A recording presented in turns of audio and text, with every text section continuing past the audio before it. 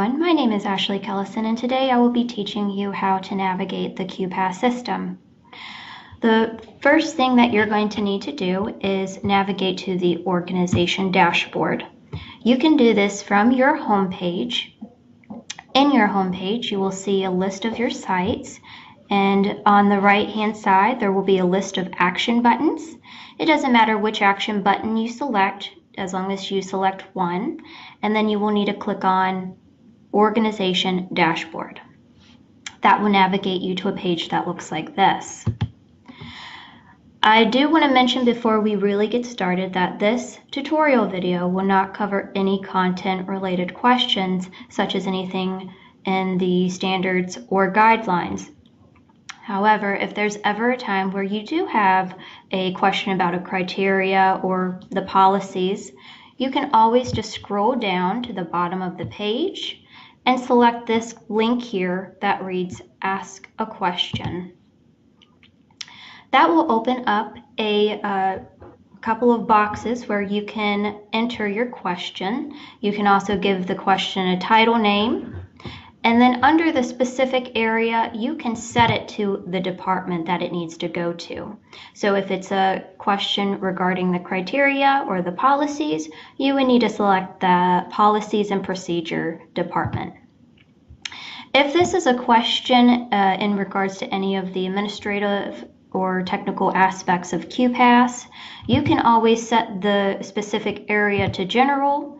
You can type in your question and then hit Submit, and that will go directly to your representative. So going back to the organization dashboard, I'm going to start by going into your evidence section and teaching you how to upload your evidence. There's really two ways you can do this. The first method is to go up into your Upload Evidence tab. This tab also acts as an evidence library, which houses all of the documentation that you've ever stored into QPAS. If we select this tab, you'll see on my account, I have already entered a few documents into this section. The way you would enter a document is on the top left-hand corner, there will be an Add button, which you'll just select and then enter your documentation into that, and then it'll generate into this middle field.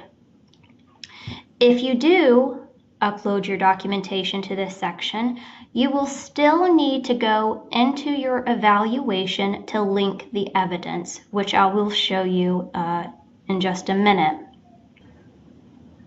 So let's go back to the organization dashboard. To get to your evaluation, you will need to select on the tab that reads Manage Evaluation. That will show you a list of your sites, and that will also give you information on what phase that you're in. For these two sites, you will notice that they're in the transforming phase and that their status is set to ready. It'll also keep track of your check-ins. Once you start going through the check-ins, these numbers will appear. You will also notice all of the items that you've met within each check-in, as well as all the items that are still not met. These numbers will change after each check-in. This star that's next to this first site indicates that this site is the primary. So whichever one that you've set up as the primary in your site groups will have a little star designated as the prime. So let's go into the Actions button. From here, you will need to select Go to Program Dashboard. This will bring you to a page that looks like this. And the first thing that you will notice is this box here that's flashing yellow. This is getting to know your practice. This is a short questionnaire which you will need to complete before you submit to do your check-ins with the evaluator. So to get to your evaluation, you will need to click on the Evaluation tab. This will navigate you to an area that looks like this. And you will need to select on the tab that's labeled PCMH, Patient-Centered Medical Home Recognition Criteria. This will drop down 4 new tabs. This first tab contains all of the PCMH criteria within this program. It then breaks it down into the core criteria versus the 2 elective criteria, by concept and unsorted. To do an example, I'm going to go into the core criteria because this is the area that you're going to be spending most of your time in. You will see that it shows you all of the components. You have your AC, the CC, the CM, KM, QI, and TC. Just to do an example, I'm going to click in the TC, which is labeled Team-Based Care and Practice Organization. When you click on this tab, that will then open up all of the specific elements that are under the TC within the core criteria. I will select TC02, which is labeled Structure and Staff Responsibilities. And now you get to the section where you can add your evidence.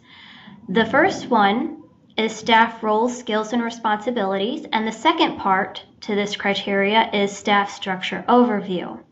So let's just go into the first tab. If you scroll down, you will notice that there's 2 buttons. The first button is labeled Link Evidence. This is if you were to put all of your documentation in that Upload Evidence tab, you would link it into this section by clicking on it right here. This would upload a search field where you will need to type out the name of that document, and in theory it should pull up the document from that evidence library, and then you can link the evidence. So you have to make sure you spell the name of the document precisely, as well as have the correct format and order it for it to recognize. My recommendation is just to upload the document right from your computer. You can do this by clicking on the Add New Evidence button. When you click on that button, it will drop down a rectangular box where you can simply click into it, and that'll upload all of your folders where you can simply drag and drop them in. We do provide you a couple of features to attach onto your evidence. One feature is our Text tab. If you click on this, you can actually write a description to go along with your document. So you would just put the description right here and give it a name. Or if you're in the accelerated renewal program, this would be the area that you would attest to your information. So if this is a criteria that can be attested to, you would simply write the attestation right here. And then in the subject title, make sure you give it a precise name so that it sticks and saves into this account. So if we're in TC02 and this is the first part of this element, I would name it just as such. And then you can hit save.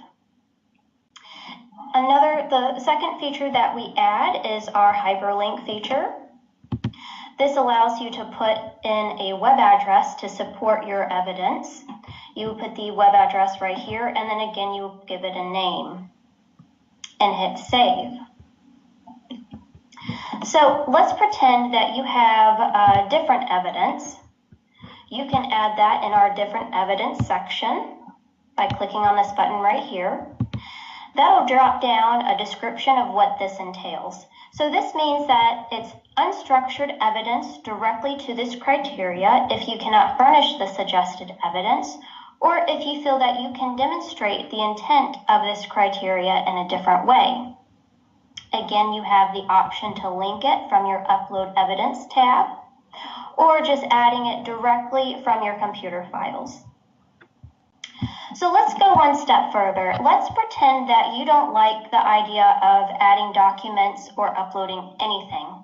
That's too much of a hassle for you. Don't worry, we do have another feature that allows you to do a virtual review. This review is a visual demonstration that you would perform during the time of your check-in. So this is done with the evaluator. So if you click on this button next to Let's Do a Virtual Review, that'll drop down two ways you can do this. You can visually show a demonstration by clicking on that button, or you can visually show a report.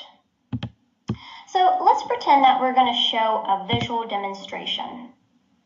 Whenever you select that item, whenever you enter a piece of evidence, a document, or do an attestation, you will always need to go over to the right-hand side under the Action column and select Ready for Check-in.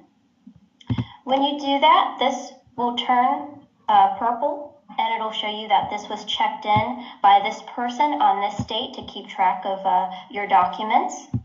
And what this does is this gets it ready to be sent to the evaluator when you start scheduling your check-in. So you would have to select Ready for Check-in for every single item that you put into this evaluation.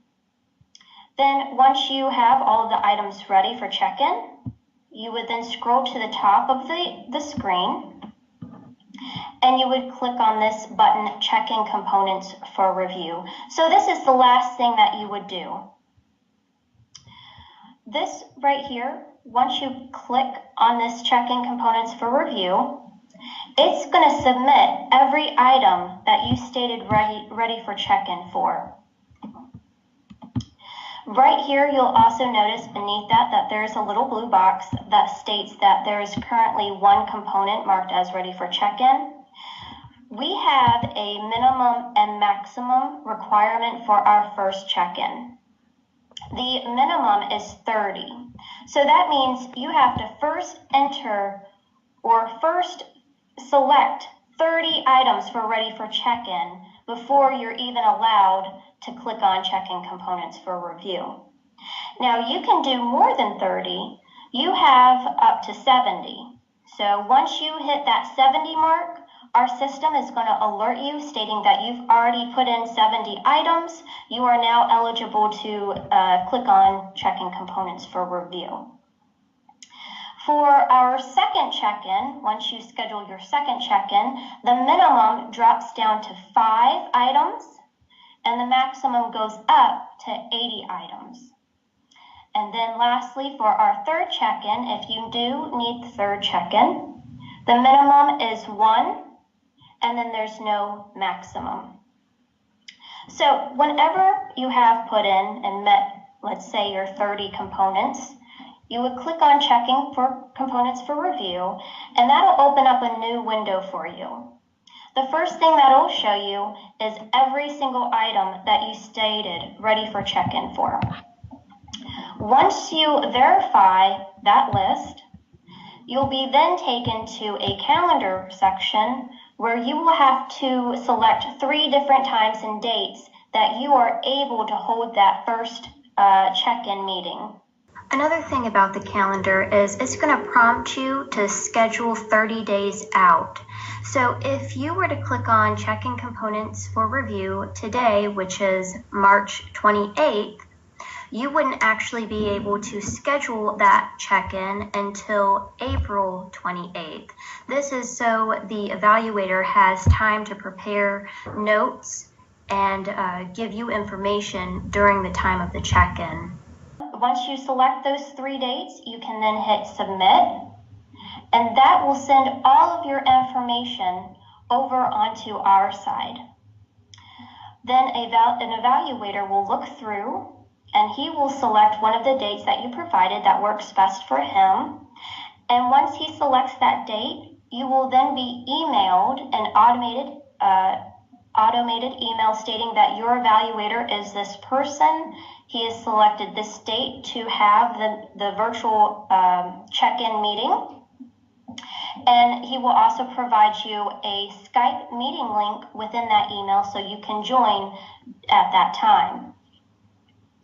Another feature to our evaluation section is the preliminary results. When you click on that, it'll open a new window, and it'll list out every single item, all the items that you've completed, as well as all of the items that are not completed. So this is a wonderful page because it keeps track of every progress that you've made.